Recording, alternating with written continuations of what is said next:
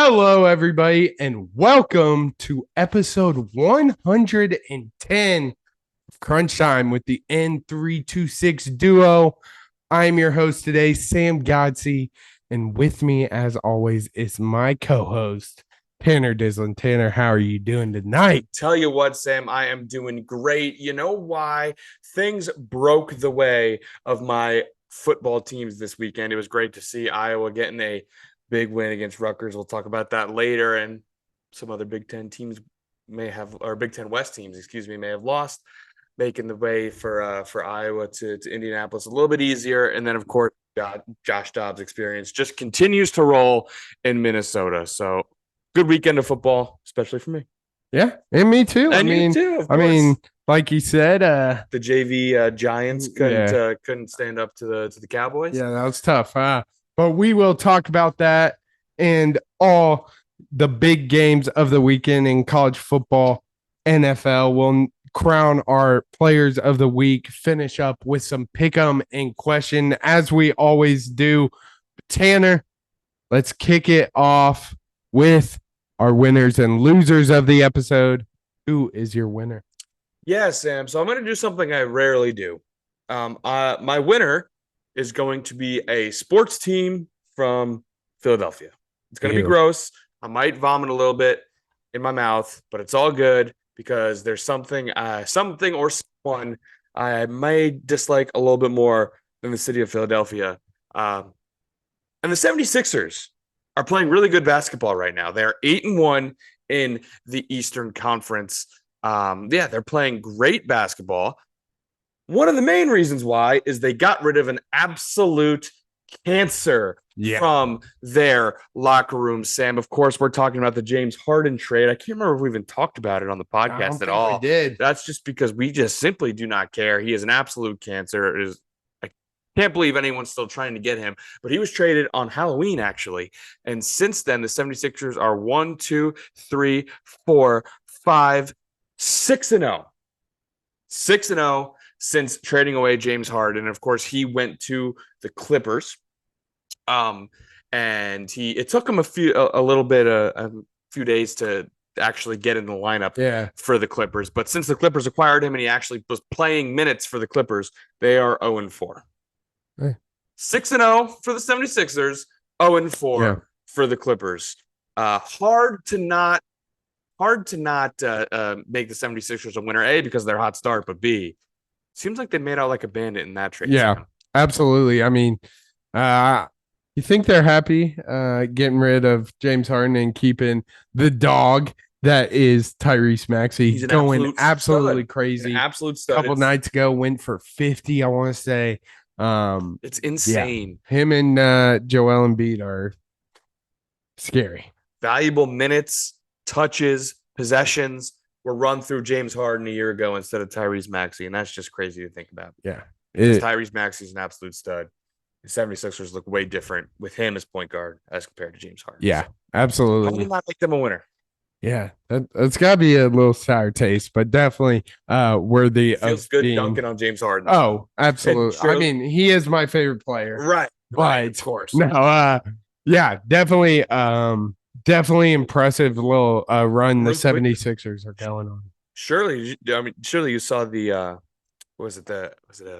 the Mavs? Mavericks report. The Mavericks reporter. Shout out. If you haven't seen it, you definitely should. You can just look it up on Twitter X, TikTok, Google, whatever. Yeah. Mavericks reporter goes off on James Harden. Everything he said was 100% facts, and it's awesome. You got to go watch it. Definitely need to watch it.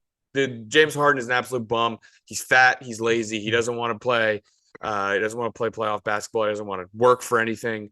And so that's how we ended up here. Yeah, he don't love ball. But for my winner, I gotta stay on the hardwood. You know where I'm going. Hawkeye podcast, I'd say. And the GOAT of women's basketball, Caitlin Clark, adding another impressive stat to her resume. She became Iowa's all-time career scoring leader on Sunday against Northern Iowa, and also recorded her 12th triple-double of her career. She had 24 points, 11 assists, and 10 rebounds, joining Sabrina Ionesco as the only NCAA Division One player to record a triple double in 4 different seasons. Clark now has 2,813 career points for the Hawkeyes, passing Megan Gustafson, who scored 2,804 points from 15 to 19. I'm 2,800 points. Yeah. Remember when like 1,000 points is like a, like a 2,800. Yeah, it's insane. Points. It's unbelievable. She's a hooper. That's unbelievable. Yeah, and just kind of throw a jab at Shaq for saying Angel Reese is the face of women's basketball right now. That's just not true, bud. Yeah, but I see. You guys got to stick together. True. I guess. Yeah. But definitely shout out Caitlin Clark. Been putting college women's basketball like on the map. Absolutely. Iowa Hawkeyes probably gonna be number 1 in the upcoming rankings with the loss to LSU from LSU and UConn this past week. So Caitlin Clark, face of college football or face of college basketball, and gonna be leading the number 1 Hawkeyes. It seems to be true. Quick question: South Carolina beats Iowa in the Final Four last year. What percent of the viewers in that game watch if it's South Carolina LSU? Probably not a lot. I'm thinking like of the total viewership, what, like 70, 75%? Yeah. Probably view, like there had to be a good 20, 25, more percent watching just for Caitlin. Yeah, right? 100%. Yeah.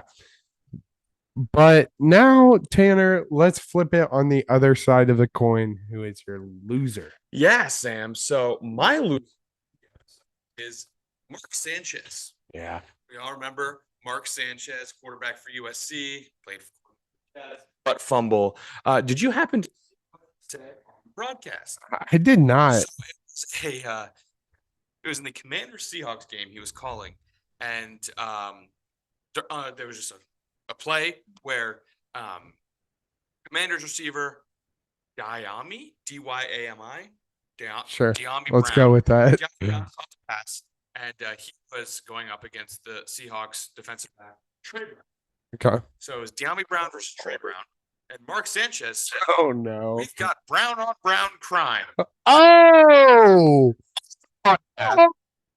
talking about this play between Dyami Brown and Trey Brown.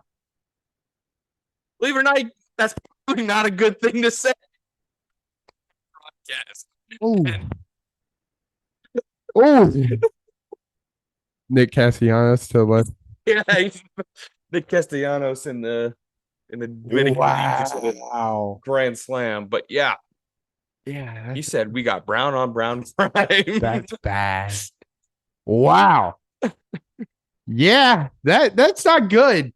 Obviously, gotta mention Sharon Moore, interim head coach for Michigan. His post-game conference, I know you've seen this one, acting like Jim Harbaugh is dead. He's not. We'll touch on little Jim Harbaugh later. But I thought that would be the worst post-game interview of the weekend. But no. Just when you thought it couldn't get worse, here enters Megan Rapinoe. She played her last career game this past weekend. Got hurt. And obviously ended her game early. And in the post-game conference, and I quote, "If there was a God, this is proof there isn't." Yeah. So you retire. I mean, regardless of how you feel about her, a great career, a good player. Your press conference. You could reflect on your career. You talk about, oh, it's disappointing, but my body's held up through playing the sport however long. No. God isn't real. Yeah, That's that what was she decides to wild. go with in her post-game press conference. I got no words, to be honest with you. Yeah, I got no words. Yeah, it was it left a lot of people speechless for sure. There. You want to talk some college football? Let's talk some football. Let's talk some football. Kicked off with a big time Big Ten East matchup without Jim Harbaugh. Michigan goes into Happy Valley and walks away with a 24-15 win. Tanner, battle of the kind of the top dogs of Big Ten East. James Franklin has struggled, and this is just another game to add to his struggles against the two top dogs of the Big Ten East. But what were your thoughts on this one? I mean, really, it boils down to one thing. They did what I didn't think they could do. What I talked about last week is that I don't think this Michigan team is going to be able to just run the ball and lean on this Penn State defense. And that's exactly what they did. Yeah. I mean, JJ McCarthy, who is an objectively good college quarterback, can put up some really good numbers. 7 for 8 for 60 yards. Bro didn't need to do a single damn thing. When Blake Corum, the best running back in college football over the past 2 years, comes out here with a 26 carry, 145 yard, 2 touchdown performance, and Donovan Edwards is backup. The two of them have run all over Ohio State over the past few years. He adds another 52 yards and a touchdown by himself. And then JJ McCarthy adds 34 on the ground. Like, they just didn't throw the ball because they didn't need to. Yeah. I mean, it definitely looked like that. I mean, the storyline, like you said, we were talking about last week on last week's episode. If Penn State, if they can shut down the running game, this will be a back and forth game. But obviously that didn't happen. Michigan could do whatever they wanted on the ground. Didn't really need a quarterback, to be honest with you, Tanner. Penn State is in a interesting situation. Obviously, James Franklin is considered one of the best coaches in college football, I'd say, but he's consistently can't win the big games in the Big Ten East, obviously against Ohio State and Michigan. We've seen it year by year. They did their offensive coordinator, which after this performance, definitely deserving so. Drew Allard looked awful, 10 for 22, only 70 yards, had 1 touchdown, but really didn't look impressive at all. Seemed that the offense on Penn State side just struggled tremendously, couldn't get anything going. So not surprising to see they moved on from their offensive coordinator, but definitely some cause for concerns up in the ranks of coaching. The conversation a little bit ago, how high we were on Penn State, about how Drew Aller looked really good as their quarterback, and how they finally had the playmaker that they hadn't since McSorley, or maybe the early years of Sean Clifford. Like, yeah, they have their quarterback now. It's the best quarterback they've had in a while. And just over the past few weeks, he has looked brutal, really struggled to get things going. And I mean, yeah, when you're in the Big Ten, you said James Franklin has struggled to beat Michigan and Ohio State. Absolutely true. Next year, don't get much easier when you bring in Washington, USC, UCLA, Oregon. So, yeah, I mean, I personally don't think it's quite time to, it's not time to move on from James Franklin. But yes, I agree. These conversations are starting to be had. Yeah. About whether or not someone else is the guy to get him over the hump. But yeah, just another brutal offensive performance for a team that, I mean, just really hasn't given us anything in big games. Yeah, absolutely. Moving on, speaking of a potential opponent of the Nittany Lions, let's talk about this Washington-Utah game. it seems week in and week out, we get a different Utah team. They competed tough in this one, but Washington just proved to be the better team late in the game. Washington ended up improving their record to 10-0, winning 35-28. Tanner, give me your thoughts on this one. Yeah, they have a really good roster with a healthy Cam Rising. I think we're talking about a different Utah team, definitely in terms of where they sit in the national rankings and what their outlook is looking like. But the nature of the Pac-12, we have to talk about the defenses. I mean, Washington is one of the best offenses in college football. We know that. Of course, I want to focus on Washington, the team that is a college football playoff contestant. Utah's offense against good teams this year. I'm not talking about your Arizona States or I should say good, like competent defenses. I'm not talking about your Arizona States, even your USCs or your Californias, but against Oregon, Utah scored 6. Against Oregon State, Utah scored 7. Against UCLA, Utah scored 14. Now, they scored 55 against Arizona State, but again, really bad defense there. And then they scored 34 against Cal and 34 against USC. So, yeah. But 28 against Washington. Yeah. It seems like I'm going to need a little bit more out of Washington's defense.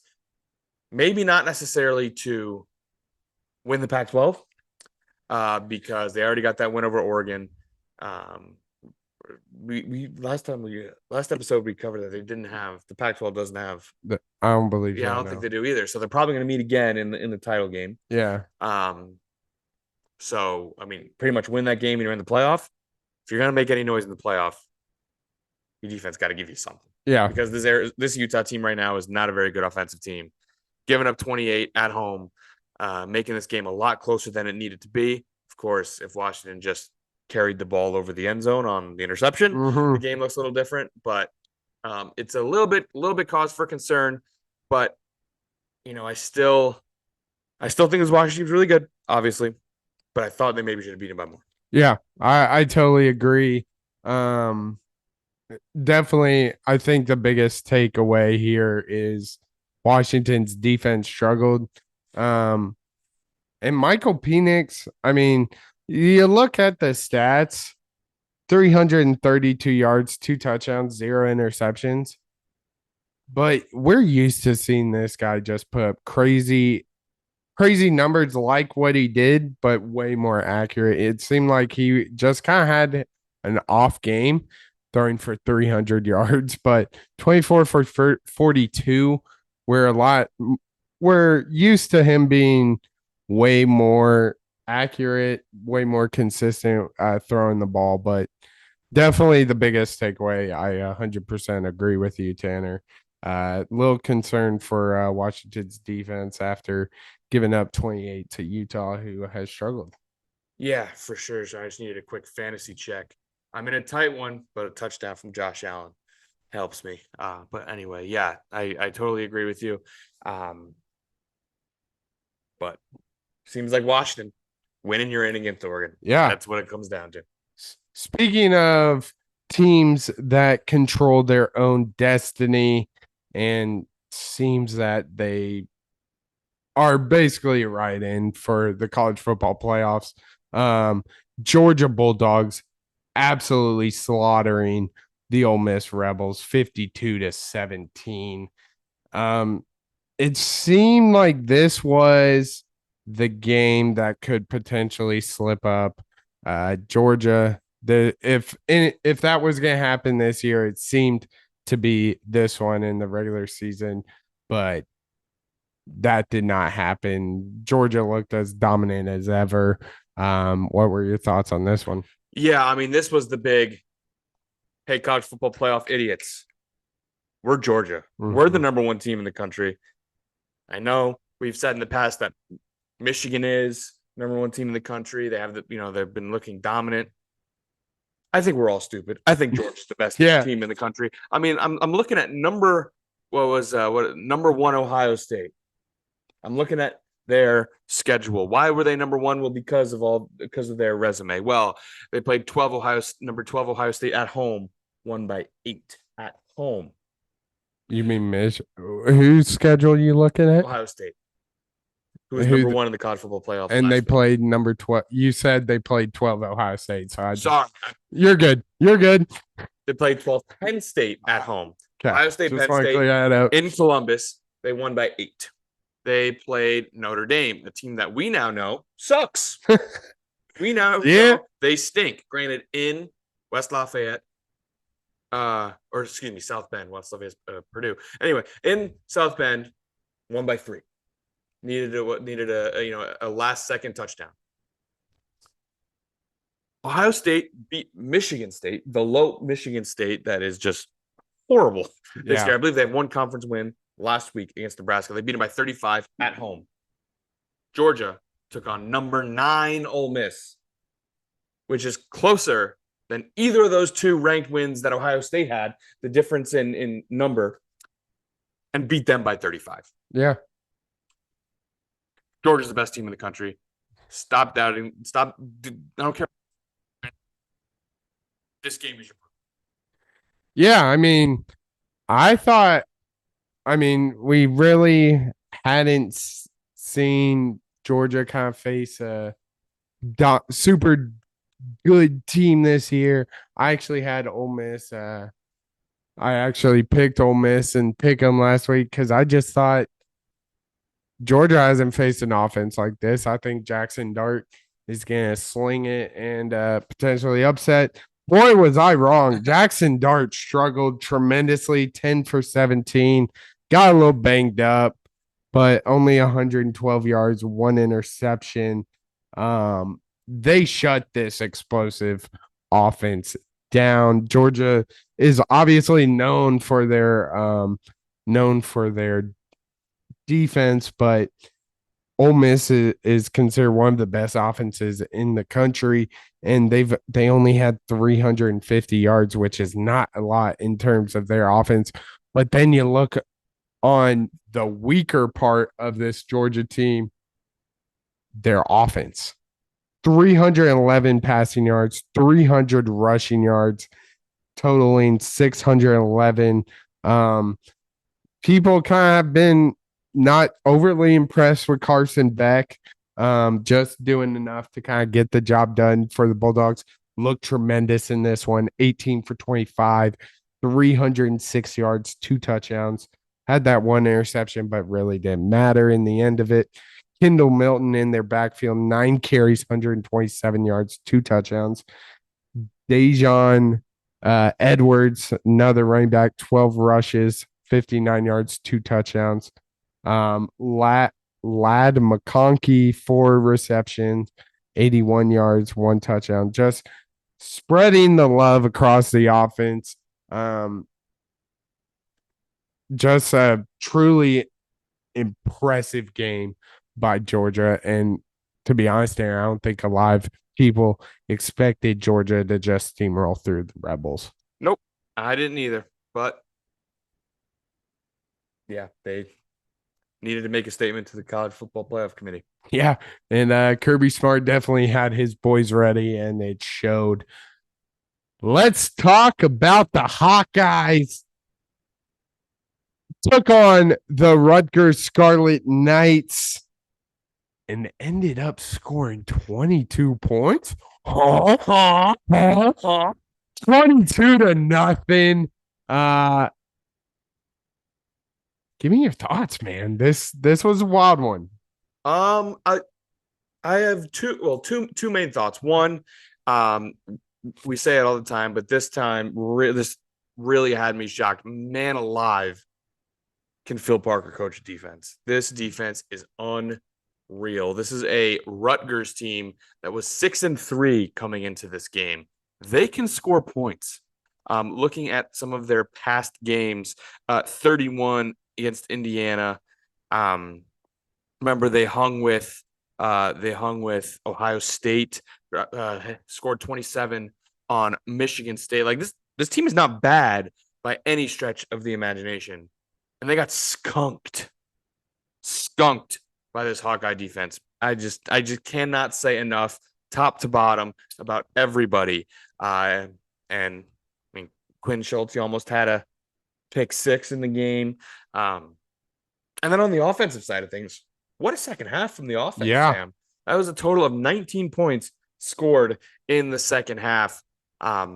Deacon Hill looked comfortable, and it was a shame because his best drive of the day ended up in an interception from one of the worst reads I've ever seen a quarterback make, frankly. But before that, he was actually spinning the rock a little bit, getting the ball to his playmakers. I believe after this game, Brown is listed as wide receiver 1 on the Iowa depth chart. Yeah. He's really turning some heads in the Iowa camp. It's almost like he's really talented. And the fact that it took till week 10 or 11, to figure that out is obviously very concerning. But anyway, the offense looked pretty good in the second half, at least. And the defense is as good as ever. So, this was one of the more well-rounded games Iowa's played this year. Yeah. I mean, it's amazing what happens when you have a semi-competent offense. You tend to just dominate and take names. Over 400 yards. Over 400 yards for first time in seems like forever. 14, 15 games, I want to say. But this game really showed how good that Iowa offense or Iowa defense was. I'm going to butcher his name. Rutgers running back Kyle Monangai. It's Monangai, I think. Monangai. Yeah. He's a Big Ten leading rusher, and he got held to 13 carries for 39 yards. 3 yards a carry. That just shows you how just truly dominant this Iowa defense is. But like you said, Tanner, finally looked like Deacon Hill was comfortable in the pocket, had plays to multiple receivers, including a 58-yard dot to the tight end, of course, because God knows we're not going to complete a long pass to a receiver. But just a dominant performance by the Hawkeyes. Can't ask for much more. Bingo. Shall we talk some NFL? Let's move to the professionals. So we're doing things a little differently this week. We're actually recording on Monday night. As y'all know, Broncos up on the Bills 9-8. It's been a weird game. Josh Allen in one of three, in two of the first three drives through a pick. Definitely some concerns from the Bills. But we're going to kick off with probably the best game of the weekend. Browns versus Ravens. Browns inching out late in the game, 33-31 against the Ravens, who we thought were the hottest team. Talking big talk about the defense. Obviously, the dominant offense has kind of always been there with Lamar Jackson, but their defense is really what brought this team to the next level. And the Browns come in and kind of shock the league, honestly, and escape with a win late in this one. But Tanner, what were your thoughts on this one, man? First up, as soon as we open our mouth about the Ravens, of course, they got to lose a big one at home. You know how it's got to be. We got to, as soon as we declare them the best team in the AFC, they got to lose. We have to be idiots on that front. But definitely a shocking outcome. The Ravens came out of the gate really hot, up 24-9, up 17-3 at the end of the first quarter, 21-9 or 24-9, in the game. Then here came the Cleveland Browns, man, in that fourth quarter, outscoring the Ravens 16-7, a 24-14 second half, big second half for the Browns. But the backbreaker, Sam, was a pick six thrown by Lamar Jackson to Greg Newsome in a 31-24 game. I believe there was 8 or so minutes left. Ravens had the ball. You know how they love to run the football, the ability to handle business on the ground, keep that clock running, something that the Ravens have done many times in the past. Not this time. Pick 6 from Newsome. Put the Browns right back in the game. And we got to talk about this Browns offense. Yeah. Are they good? Question mark? Yeah, they might be, man. I mean, we all kind of knew how good Deshaun Watson was in the past. We hadn't seen it in Cleveland. Obviously everyone remembers him on Texans, one of the best quarterbacks in the league. We haven't gotten that from him as a Cleveland Brown, but he played really well this game. Obviously helped out that Jerome Ford, their running back, could do no wrong this one. 17 carries for 107 yards. This team is looking impressive. We all know about their defense, led by obviously Myles Garrett. But impressive win by the Browns. But like you said, of course, when we crown a team kind of the best in the league, they of course screw it up the following week. I'm about to do it again. Better do it again a little bit. The Browns, it's going to sound weird coming off a game where they gave up 31 points. Browns, unequivocally, best defense in the NFL. Oh, 100%. Unequivocally, best defense in the NFL. So they'll probably give up 40 something next Who week. do they play next week? We got the Steelers. So that's not happening. No, in our luck, they will undoubtedly outgain the Steelers because every single team has this year. And yes, the Steelers are 6-7-3, 6-3, something like that. Crazy.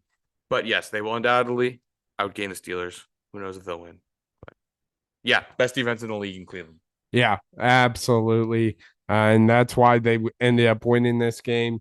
Basically shut down the Ravens in that second half, led to a tremendous comeback by the Browns. But let's talk about this Houston Texans team, man. Facing against a red hot Bengals team.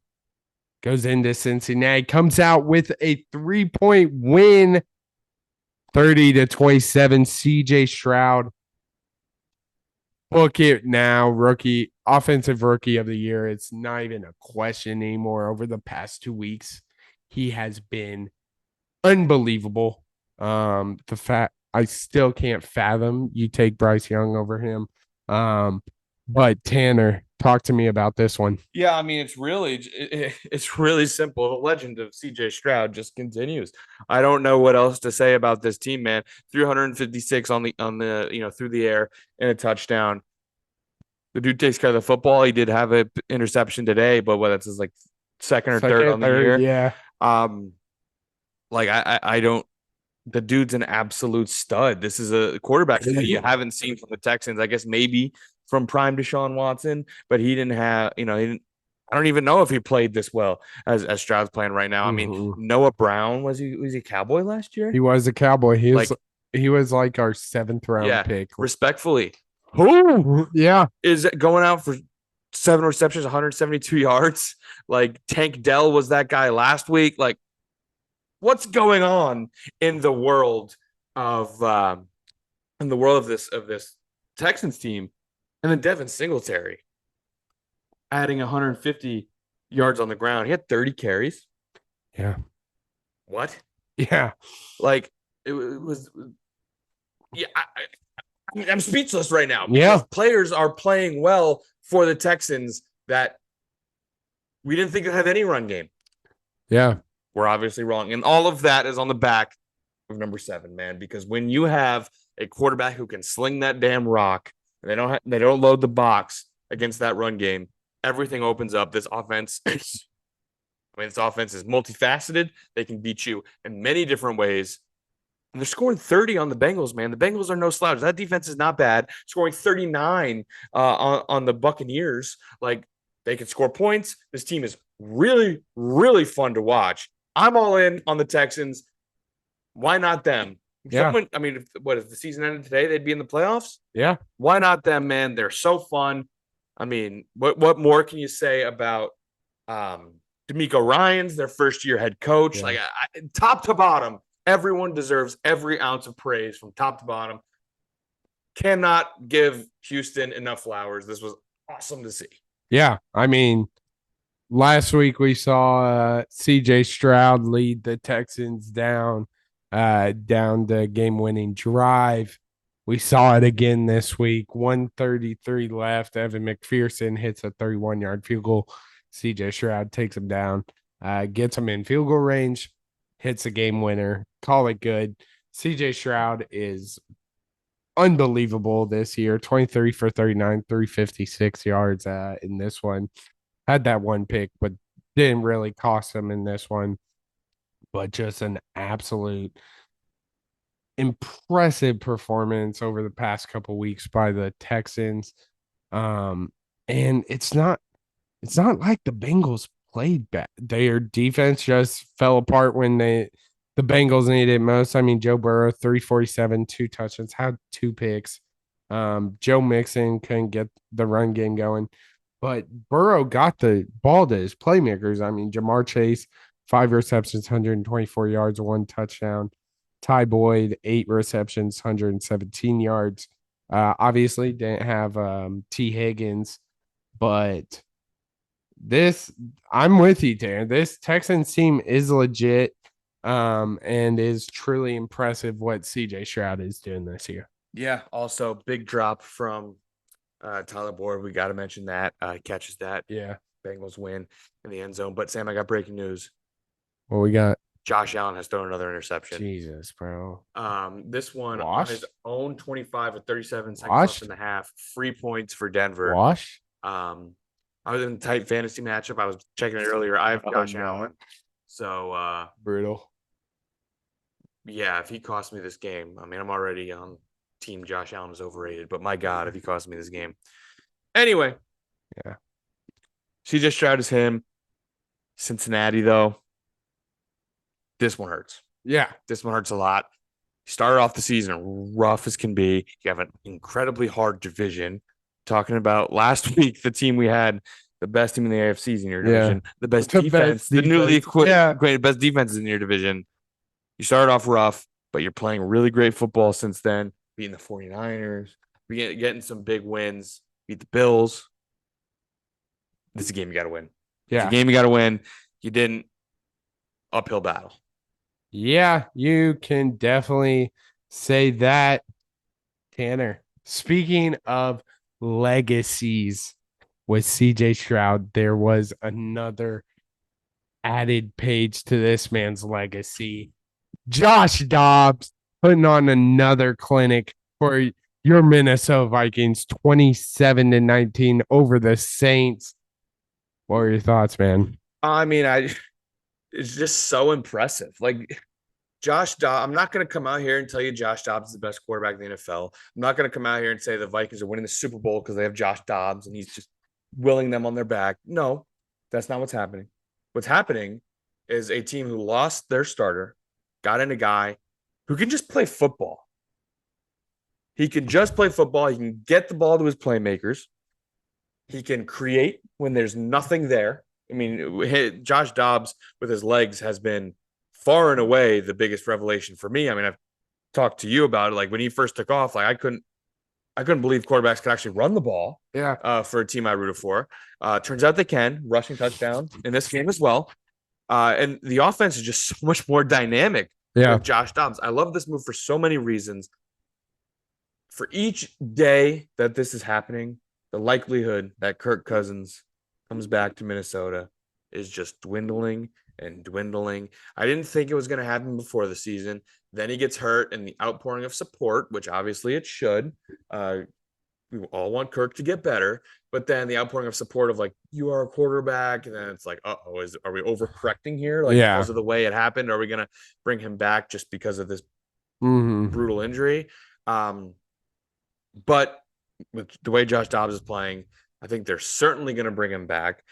Either he's going to be the starter next year, or if they decide to draft somebody and be under Josh Dobbs, don't have the pressure of playing right away, or if you go some other way to bring you have a perfect backup. I mean, he's clearly come in a pinch and played really good football. Yeah. But anyway, not talking about the future. Josh Dobbs is great. He great in this game, especially in the first half. The first half Minnesota led 24-3 at half. They looked absolutely awesome. This defense, man, I know in the second half, the Saints ended up making it a close game, but the 2 touchdowns were very, very much Jameis plays where he just kind of threw them up for grabs, and Yeah. Chris Olave made a great play, and then the other one, I mean, should have been picked. I don't know what. I think it was maybe Mekhi Blackman or a rookie cornerback should have, maybe didn't have the best break on the ball. Probably should have been intercepted, but it wasn't. But I mean, the defense is playing out of their mind right now. And the 6-4 Minnesota Vikings a year ago, this Vikings team was 8-2, and through 10 games, 8-2. This team would beat last year's team without a question in my mind. This team would beat last year's team. The way the defense is playing, crazy. We also got to talk about TJ Hawkinson, man. He's banged up. He had bruised ribs, was questionable going into the game, decided to play, had to go into the tent for a minute because he just kept getting banged up. All he did was 11 receptions, 134 yards, and a touchdown. It's a great time to be a Vikings fan, man. Yeah. Not only are they winning, not only football, not only is their schedule easy, but they're officially fun. I can't remember, like maybe last year the Vikings were pretty fun when they were coming back from all those games, but this is far and away the most fun. Like the national media is jumping on the Josh Dobbs train. It's a great story. He's so fun to root for. This team is so easy to root for. Oh, and Justin Jefferson's coming back. Yeah. It's impressive what the Vikings have done, especially doing it without their running back one, Cam Akers. KJ Osborne's was out this one. I don't know if there's been an update on him. Obviously Jay Jetta's not playing. But TJ Hawkinson and Jordan Addison have definitely filled those bit, not completely obviously, but have definitely made that footprint a little smaller, both playing tremendous over the past 2 weeks. Probably banged up, but still playing through it and putting on a performance for the Vikings. But their defense looks good. I agree. I think this team does beat last year's because that defense last year was brutal to say the least. But yeah, impressive performances over the past 2 weeks by the Vikings, obviously led by Josh Dobbs. Yep, just a few more things if I can. Number one, I mean, week after week, Kevin O'Connell, what a great coaching job. And I'm wondering if he's starting to see, because I think he was maybe as soon as Kirk went down, the way he was playing, he was number one on the like Kirk was playing great. Maybe we want to bring Kirk back. He's running this offense very well. And then he brings Josh Dobbs in, and he sees what this offense can be with a mobile quarterback. I think maybe he's seeing the light a little bit about the what you can do with a mobile quarterback in an offense like his. And one more thing, I've praised you, Kevin O'Connell, a lot. This has been a masterful coaching job. When they were 0-3, you were annoyingly positive. We can turn this around. I was number one on the list saying, no, you can't. This team is bad. Hang it up, bro. Trade away your players. But he was right. They can turn around. They have turned around and won 5 straight. But one more thing. The way this game went, especially in the run game without Cam Akers, after what I saw on Sunday, Alexander Mattison should get about a quarter of the carries he does. Ty Chandler looked awesome. Yeah. As the lead back for the Vikings in this game, a second-year man out of North Carolina. He was actually started at Tennessee before transferring over to North Carolina. The dude has crazy burst. He actually broke one off for a touchdown that was called back for one of the worst holding calls of the year candidate. And that, of course, they were one BS call away from just completely blowing this game out of the water. I think that was in the fourth quarter, would have been 34-11 at that point. So this game's looking differently, at least in the final score for sure. But anyway, like his burst looks so awesome. The way he was able to hit the holes, the speed you saw. I mean, Alexander Madison looks so slow when he runs with the football. Yeah. It's just bad, man. He's been really good in pass protection. So that's a positive. I will say something positive about Alexander Madison, but my gosh, he's been brutal in the run game. Ty Chandler looked great. More of Ty Chandler, especially in the passing game and in the running game. Bro's got burners. Yeah, he definitely performed well. Last NFL game for the slate, my Cowboys beating that ass 49-17. Just an absolute curb stomping by the Cowboys. Tanner, give me your thoughts on this one. It's the best way I can put it is I think it's the Simpsons gif of someone closing their eyes, kind of peeking through. Yeah. He says, "Stop. They're dead already." Yeah. I think that's the I might have completely butchered it, but basically saying like they're dead already. Stop. Yeah. And they just continue to punch and punch and punch down. Sad, lowly Giants team that is the worst team in football. Tommy DeVito, man. Oh my Lanta.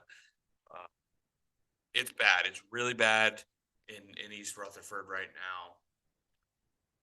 I mean, free Saquon. It's crazy. Brian Daboll was the coach of the year last year. Yeah. Oh, how you can change things. And my gosh, can't even begin to describe how big of a dumpster fire the Giants are.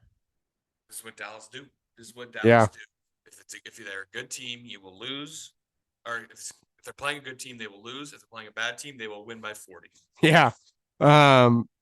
Obviously everyone knows what happened last time these teams matched up. Cowboys 40 nothing. I think they had like 11 sacks. That was with Daniel Jones. I honestly think this might be an even more impressive performance by the Cowboys. Yes, they gave up 17 points, but the Cowboys just absolutely murdered. Where do I start? I mean, Dak Prescott looked phenomenal. We'll get into that a little later. Just looked as good as it.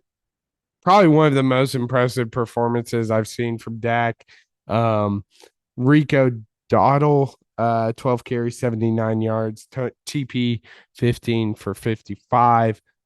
Brandon Cooks decided to be good again.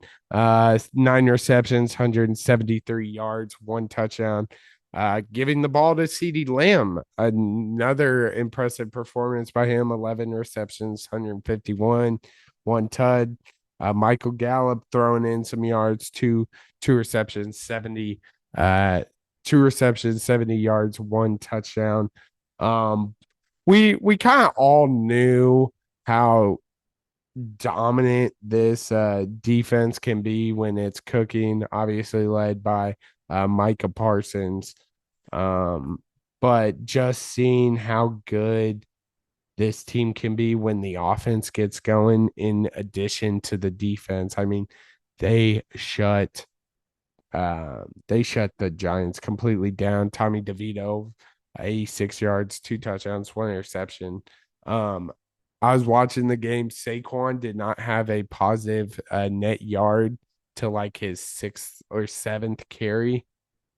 This is one of the best, if not the best, running backs. And he had 0 yards through 6 rushes. It was just an absolute beatdown.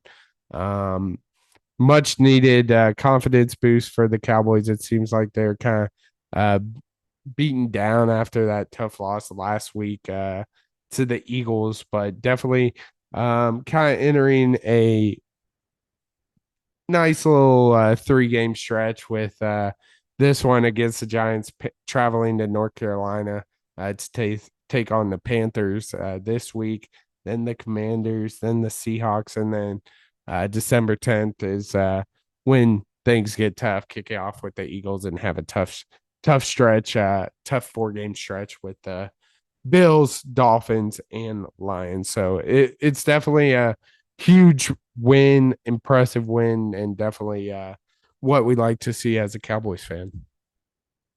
There you go. Yeah. There you go. Speaking of impressive performances, we talked about a lot of impressive performances. So it's time to crown our players of the week.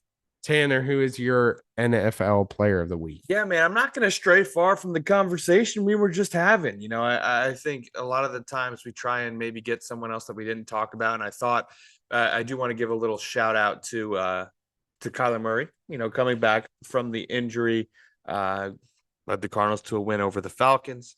I thought about giving him the player of the week coming off the injury, you know, but I just can't not give it to this player. He had the best performance in all of football, and that is Dak Prescott. You talked about it a little bit, Sam. 404 yards and 4 touchdowns. It was an absolute stud in this game.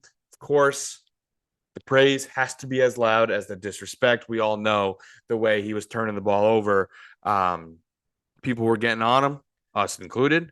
And yeah, he looks like he's turned a corner. Sam, I'm going to read you 4 numbers in a row. Those numbers are 24.88, 28.06, 26.38, or excuse me, 28.36, and 37.86. Those are Dak Prescott's fantasy numbers over the past 4 weeks. So I know fantasy football doesn't equal real football, but bro is putting up numbers in the past 4 weeks. And we got to talk about it, man. He looks like he's turned the corner. This offense is humming right now. So Dak Prescott, you are the NFL player of the week. Yeah, he definitely balled out this past weekend. Looked good as ever. I'm also going to stay in the quarterback room.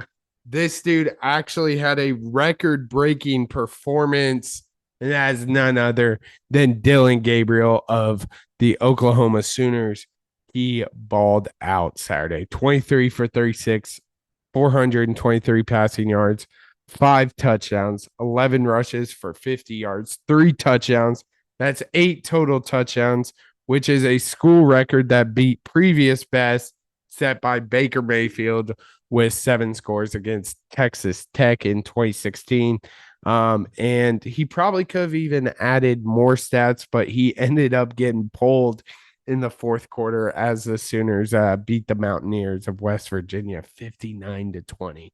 So it could have even been worse, I'm sure. But Dillon Gabriel balled out. That's for sure. Yeah. It was a impressive performance. But Tanner, it's time for my favorite part of the episode. It's pick'em time. Let's recap last week. It came down to the wire. Michigan, Penn State. I had Michigan. Tanner had Penn State. Tennessee, Missouri. We split that one. Tanner had Missouri. We both had Washington. I decided to be an idiot with Ole Miss and take them. Tanner was smart and took Georgia. We both got the 49ers, who absolutely demolished the Jags. No one saw that coming. We both had the Vikings, and we both miscalculated. Hot seat. Sam on the hot seat. Yep. I had the Lions. You had the Chargers. We had an interesting thing go on with Superdog this week. We all started. Whoops. I'm in shambles. We all started last week. We were both on the same Superdog, Nebraska +3 versus Maryland. Vegas knew something. It actually pushed. So Tanner didn't get the full 2 points. He just got 1. And my last minute switch up, Miami covered there against FSU. So I had 7 weekly points. Tanner had 6. That brings the total to 58-54 for Tanner. Our Superdog records are 8-2, and Tanner is now 7-2-1. So pretty impressive performances so far by us this season. Um, that doesn't add up. Oh well. No, it does. I'm sorry. Shambles. I'm in shambles. But let's see if we can improve on those. Tanner, Utah travels to Arizona, coming off a heartbreaking loss to Washington, and Arizona is hot as ever. Who you got here? It's a pick'em. Yeah, man, this is a pretty intriguing game. Not the highest ranked teams, but very evenly matched teams, I think. And I'm going to go with the home team, man. Give me the Wildcats here. Arizona has looked really good as of late, handling business against UCLA, handling business against Oregon State. Got a big win at Colorado. I think only won by 3 in that game, but a lot of talent on that Colorado team. Going to Colorado, tough place to play. But they have won 1, 2, 3, 4, 5. They've won a lot of games straight here against UCLA, or no, excuse me, Colorado, UCLA, Oregon State, Washington State. So that's 4 straight. And then before that, they lost by 2 in overtime to USC. Yeah. So they've been playing great football. I like the Wildcats at home here. Yeah, they're one of the hottest team in the country. We kind of talked about earlier. Utah tends to struggle against solid opponents.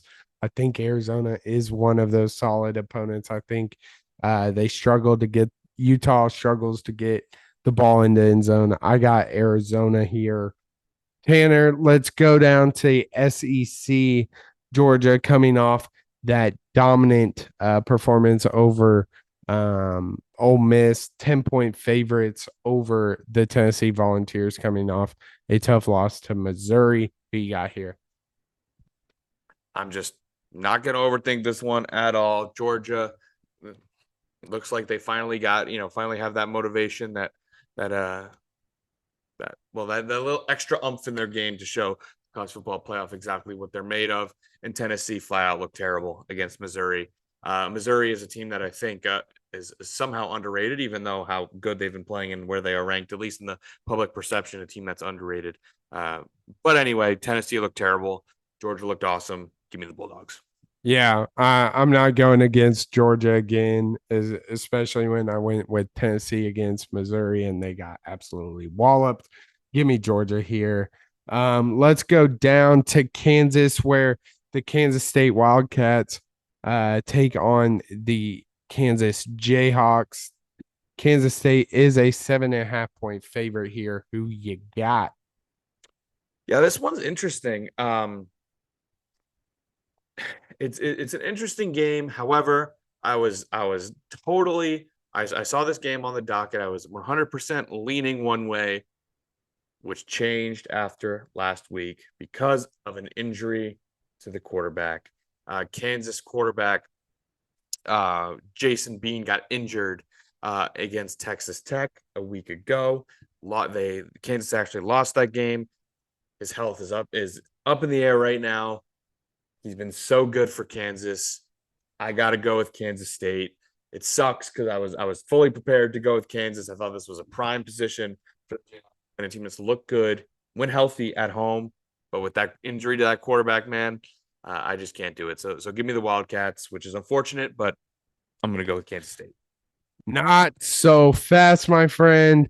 When it comes down to it, this is a huge rivalry game. It seemed that Kansas's um, quarterback that came in last week wasn't too prepared. Cole Ballard. It seemed Jason Bean was going to be the guy throughout the season. Cole Ballard kind of got thrown in there, I think, with another week of preparation and an added motivation to kind of upset Kansas State here. Give me the Jayhawks, man, at home. I like it a lot. So give me the Jayhawks upsetting Kansas State here. Now let's go out west. Washington taking on Oregon State. It's actually a pick 'em, which I find very interesting. But who you got here today? I know this is so interesting. This is so interesting. I want to so bad. I want to. I'm not, but I'm gonna go with Washington. I agree. The pick 'em is surprising. In at Oregon State, figured it would be a little bit closer spread than I thought. Not quite pick 'em, but I'm going with my pick to be the Heisman. A lot of people's pick to be the Heisman, Michael Penix Jr. Give me Washington here in a very close game, but give me Washington. Not so fast again. I think last week was telling for the Washington defense. It was a red flag, and Utah's offense is not that good. I think DJ Uyunglele is gonna show that he is still one of the better quarterbacks in college football, especially playing at home in such a big, meaningful game. I think the Oregon State Beavers shock the nation and beat Washington here. But that's going to do it for our college football slate. To be honest with y'all, the NFL slate kind of sucks this week. To be honest, we're picking Thursday night and Monday. So Thursday and Monday have been the best games. yeah, it's been tough this week. Yeah. Truly the first time in NFL history. Yeah. It's impressive. But let's kick off with two teams that are coming off heartbreaking losses.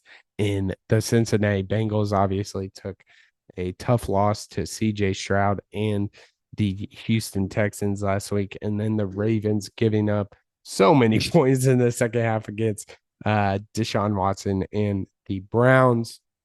The Ravens are favored at home by 3.5. But Tanner, who you got here? Yeah, I think this game is going to come down to one X factor, one singular X factor, and that's the health of T. Higgins. Because simply put, this Bengals team is a completely different offense when you have two elite wide receivers playing versus when you have one. Now, Tyler Boyd is a fine second option. He's a fantastic third option, but he's only a fine second option. Them three together is an absolute trio. But when they're missing T. Higgins, they look different. That combined with it being in Baltimore, I'm going to go with the Ravens at home. I think they bounce back here. Lamar puts on an absolute show. But this should be a great one. Get your popcorn ready. Right? Yeah. Yeah, this is going to be one of the best games. Both coming off heartbreaking losses, like I said. For some reason, the Bengals are calling me out, so I'm gonna go with them. Trust the gut. Their team has been just so. Did he throw another pick? No, another drop. Oh, okay. They've had such an up and down year. We saw them lose to the Titans and then win against the 49ers, win against the Bills, who might suck, and then lose to Texans. It seems this could be a huge statement win for the Bengals, kind of get them back to where we kind of expect. Big implications within the division. I just think Joe Burrow's going to have one of those games where he just goes absolutely crazy. Give me the Bengals going into Baltimore and coming out with a win. And then finally wrapping up, pick 'em. Let's go to the Kelsey Bowl. The Philadelphia Eagles taking on the Chiefs. Chiefs are 2.5-point favorites at home. Which Kelsey are you going with, Jason or Travis, Tanner, Eagles or Chiefs? Tell you what, Sam, this is a landmark episode. Not only did I choose a Philadelphia sports team as my winner, this is gross. But I'm gonna pick a sports team to win a big game. I think they get their revenge for the Super Bowl. I just think Philly's on another level right now in terms of NFL teams. I think they're the best team in the NFL. They were one of my takeaways. They're so well rounded. And on the Kansas City side of things, it is in Kansas City that does help the Chiefs here. But A lot of noise, just a lot of noise on the Kansas City side. I think you know what I'm talking about. So I'm going to go with the team that just shows up, plays football. I'm going to go with Jason Kelsey to get his revenge against the Chiefs. I'm going to go with the Eagles here. Yeah, it's gonna be an interesting one. Um, but I think you're wrong here, Tanner. I got the Chiefs. Arrowhead's one of the toughest places to play in the NFL. If it was at Philly, I'd be saying the same thing for Eagles. Probably two of the most loyal fan bases. But I think this is a game where we see prime Patty Mahomes come back. We've seen him struggle. We saw him struggle a lot against the Broncos a couple weeks ago. Haven't really seen that explosiveness from the Chiefs offense. And I think this is a great game to do it. I expect Patrick Mahomes and Travis Kelsey to kind of be on the same page and kind of return to what we're used to seeing. A lot of downhill, big completions, gain a lot of yards, getting in a rhythm. And I got the Chiefs winning at home against the Eagles. Tanner, it's time. Let's see if we can improve on the super dog side of things. Tanner, who is your super dog? Yeah, man. I'm going to take you outside of the Power Five for a little bit. Spend a lot of time inside. Ooh. Let's get out of it for a second. I'm going to go with the Memphis Tigers. They are getting 7.5 points at home against SMU, a big time matchup in the American. A matchup of 8-2 teams, actually. But within the conference, Memphis is sitting at 5-1, SMU at 6-0. Memphis's only loss was against Tulane, another 6-0 team. So Tulane and SMU have yet to match up as well. But I just like this Memphis team at home, man. They score a crap ton of points. They're in back-to-back weeks. They won 44-38 over Charlotte and then 59-50 over South Florida. This team can score points. Their defense is, of course, a concern. But at home, with the crowd with them, the defense tends to play a little bit better at home. So expect points. I think the over-under right now is like set at around 67. So expect points as Memphis does at home, but I like them getting 7.5. Yeah, that's gonna be a great game.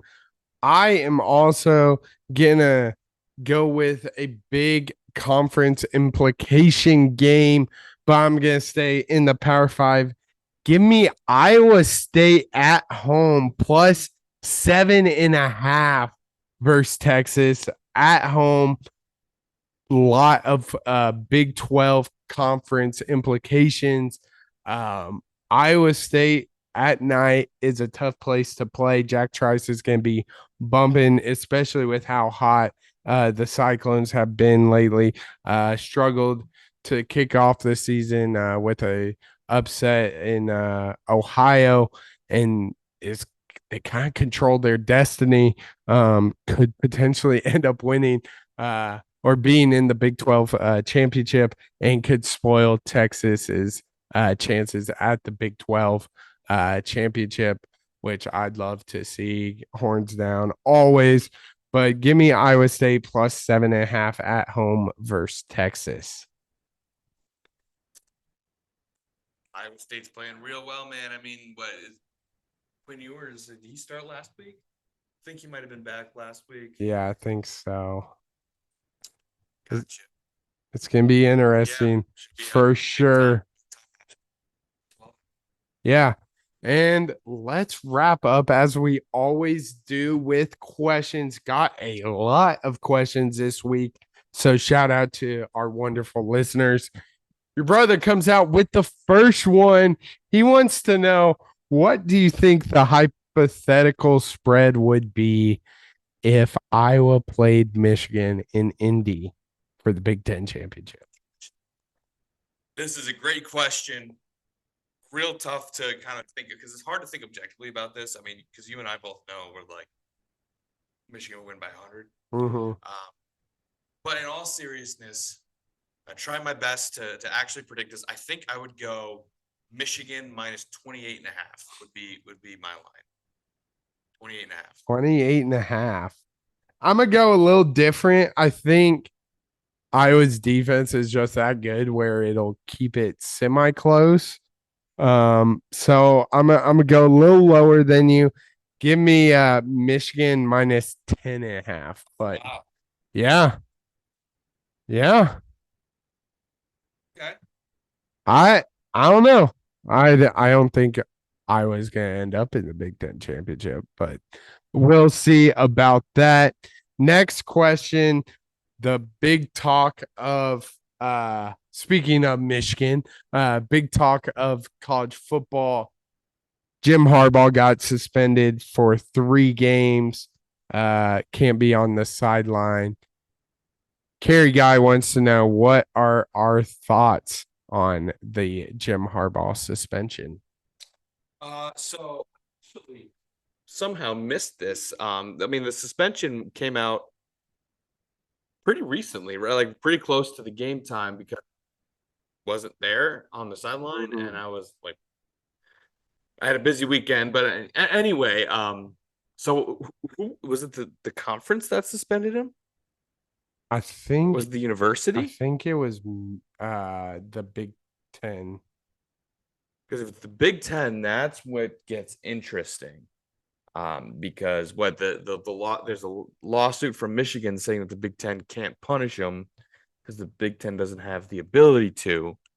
Yeah, he was suspended by the Big Ten from the field for final 3 games of the 2023 really season. interesting. It's really interesting. Again, we talked about last week how we're still very fuzzy on the situation when new information comes out, and conflicting information, and they did this, but they didn't do this, but other teams are doing this. So it is really, really hard to follow. We tried reading up on it, but it still just seemed to confuse us more. I mean, he broke rules. That's what the claim is right now. You know, I do think there should be some sort of investigation before any punishment is given. I'm not sure if that was the case, but just a really interesting situation. I probably would have waited on the suspension, but I'm curious your thoughts here. Yeah, honestly, what surprised me most was the fact they did it when they're probably gonna be your representative in the college football playoffs. Um, I do think it's kind of bullshit. Do I think they should have waited to suspend him? Yes, but 3 games. Not now. If it was postseason, I'm like, okay, that means a little more. But just 3 games at the end of a season, like, come on, and it's not even is literally just the game. It's not even like practice. So he's gonna be there from the moment the team gets back to when they travel. I didn't know that. So he can pretty much instill a game plan and just Yeah, have someone else call it. call it. Interesting. So, to me, it's BS, but I also don't think like kind of like a faux suspension. yeah, just like it's weird.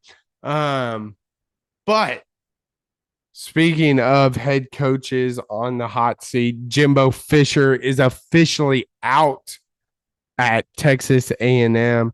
Got canned after their game on Saturday. Kerry Guy with another question wants to know what our thoughts on that, and especially the buyout, which is $77 million to be relieved from his duties as head coach this past Sunday. Give me your first thoughts on that. first off, get him out of here. I mean, I say it again, say it all the time. No program in the history of sports has done less with more than Texas A&M, and that, of course, is on Jimbo Fisher. Simply put, the program has been bad under him. Under 6 years, they went 45-25. Which again, you say that doesn't sound that bad, but this is Texas A&M. This is Texas A&M with consistently top 10, maybe even top 5 recruiting classes. They should be losing 2, maybe 3 games a season. 25 losses in 6 seasons, just too many. Jimbo did not get it done. Interestingly, have you ever come up with a worse way to spend $75 million than to bring Jimbo Fisher on as your head coach? He signed his contract was a 10-year, $75 million contract. His buyout was 77. That's crazy to me. I don't obviously I know those numbers aren't the same, but how you can sign a $75 million contract and get bought out for $77 million makes no sense. But this dude stunk. His tenure under A&M is horrible. A&M fans should be very happy that he's gone. And it didn't work. Get him out of here. It's done. Yeah, it is insane. The buyout owed the second biggest buyout to a Power 5 football coach is Gus Malzahn at Auburn, and he was only 21.5 million, and Jimbo is 76. And so they extended him when they went 9-1 in the pandemic season. Eek. This was probably one. Now it is the worst contract in college football history. One of the worst contracts ever. Did absolutely nothing at A&M. I totally agree with you, Tanner. Did so little with so much talent. When it all comes back on a coach, and that's why he got canned.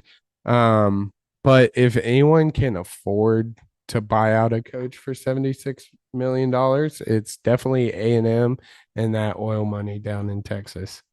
That's for sure. And that so the oil money down in Texas. But moving on, Trey Rouse wants to know, what are Alabama's chances of making the college football playoffs? This is a very interesting question because, simply put, I don't think this is a year where we see two teams from the same conference. I just don't. You look at how many eligible teams there are right now. I'm going to say it. A one-loss Texas that wins the Big 12 deserves to be in the college football playoff more than than Alabama would if they don't win if they don't win the SEC, right? So you gotta beat Georgia. Then you get into the Georgia versus Alabama situation. That is interesting. But they lose to Georgia, they're out. Yeah, I don't think they're beating Georgia, to be honest with you. So I don't think they obviously can.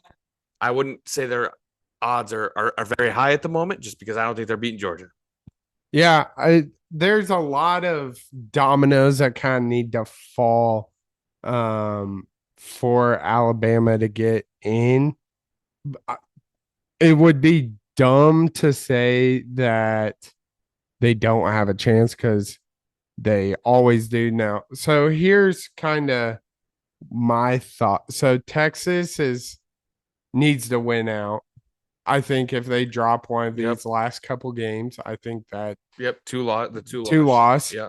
But if they win out, they have the tiebreaker. Over Bama. And potentially the Big 12 champion. Now Bama wins out. That's interesting. They beat Georgia. What carries more weight, SEC or? Because if you think about it right now, winner of the Big Ten, right? Assuming that whoever comes out of the East beats whoever comes out of the West, obviously it will happen. Whoever comes out of the East, out of the Big Ten, basically the winner of Ohio State, Michigan. Yeah. So that's one team that'll be in. Presumably also the winner of Washington, Oregon. That Yep. game is going to be for the Pac-12. Whoever's going to win that, right? That's 2. An undefeated Texas, or excuse me, not undefeated because they lost to Oklahoma, but a Texas that wins out and wins the Big 12, they're probably in. So you have 2 conferences that are pretty much locks right now, or at least ones that we've talked about in Big 10 and the Pac-12. The only team left in the Big 12 we just said is Texas. The only team left in the ACC would be Florida State, right? And all they got to do is win their win the conference. I think they have a loss to play with, right? They're undefeated. I think they can lose a game as long as they win the ACC, they'll be in, right?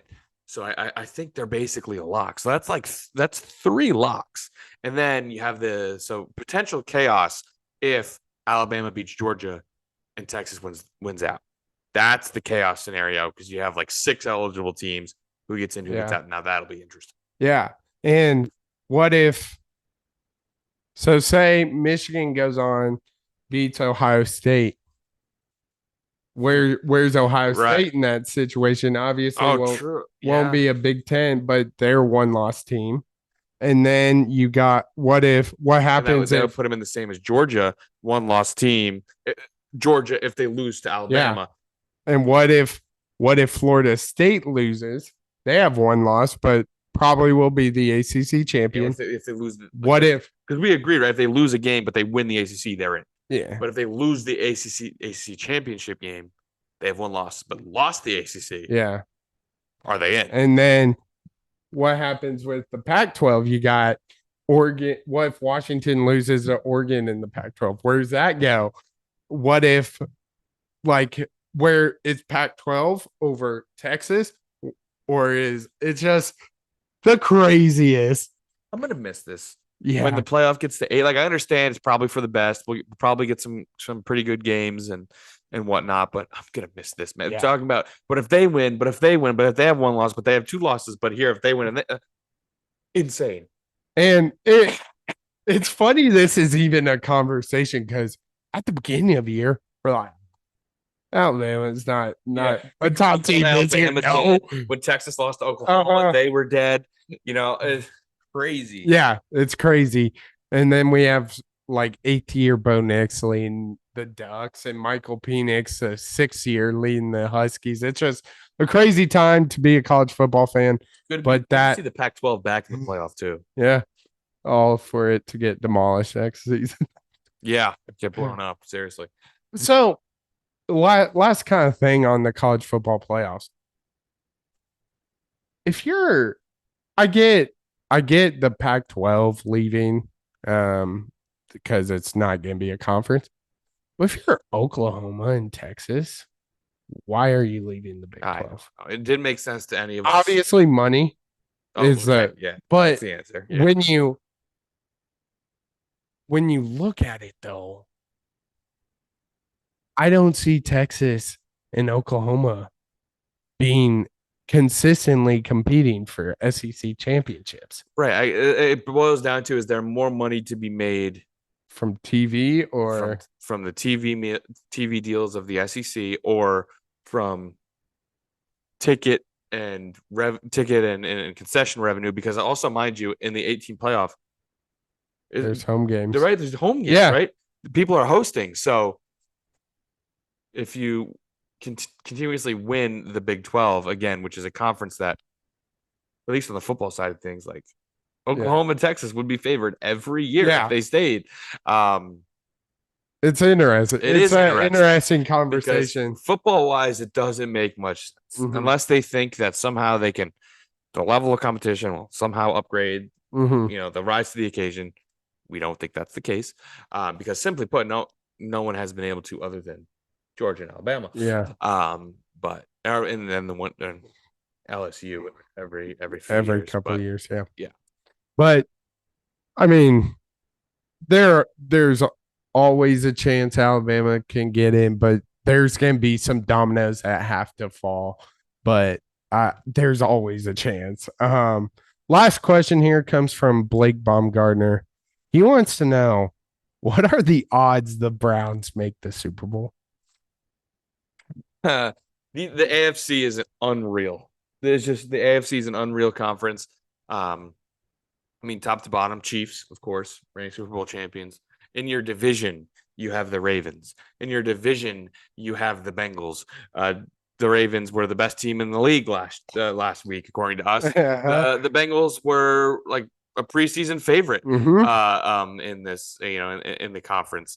You also have Bills. the Bills. Sorry, I'm watching the game. I can't think. You also have the Bills, The Dolphins. which obviously the Bills kind of don't look great right now, but no one wants to run into the Bills. Let's be honest. Yeah. The Dolphins, that offense can get pretty scary. So like the AFC's unreal. What are the odds? I don't think their odds are very high. They win the Super Bowl. Hot take. The defense is great. I know we had a conversation. Is their offense good? Is their offense good? I just don't trust them. They might be playing well. They might be playing. I just don't trust them to play against a basically do what they just did. Play against a good team on the road and win, because they probably won't have home field advantage. Which they did this week. I'm not sure they're gonna be able to do it in the playoffs. So I don't think it's very high, but it's impressive stuff. Yeah. I don't think it's high. I'm going to take your analysis a step further. I don't trust Deshaun Watson enough. This was kind of the first true kind of impressive game we've seen from him. And it seems he gets hurt like every other week too, which is means PJ Walker's going to be at the helm. And no, he is not leading this team. But if his one side of the ball, I'd say the Browns have a good shot with just their defense, because it's one of the best. I mean, it's not zero. It's not zero. Their chances are not zero because of that defense. Also, we do have to mention also Nick Chubb, obviously, out for the year, so big piece missing from that offense as well. But yeah, I mean, not likely, but crazier things have happened, right? Correct. But that will wrap it up for episode 110 of Crunch Time with the N326 Duo. Congrats, you have made it to the end of the episode, so shout out to you. Meanwhile, you can follow the pod on Instagram, TikTok, and X at crunchtime_pod. And also make sure to like and subscribe to our YouTube channel, Crunch Time with the N326 Duo as well. We have merch now. It'll be in the description. Shout out to Mario Garcia and Lincoln Riley for copping some merch. Big shout out to y'all. But with that, clock has run out on this episode. But we will see you on the next one on Crunch Time. I'll see you.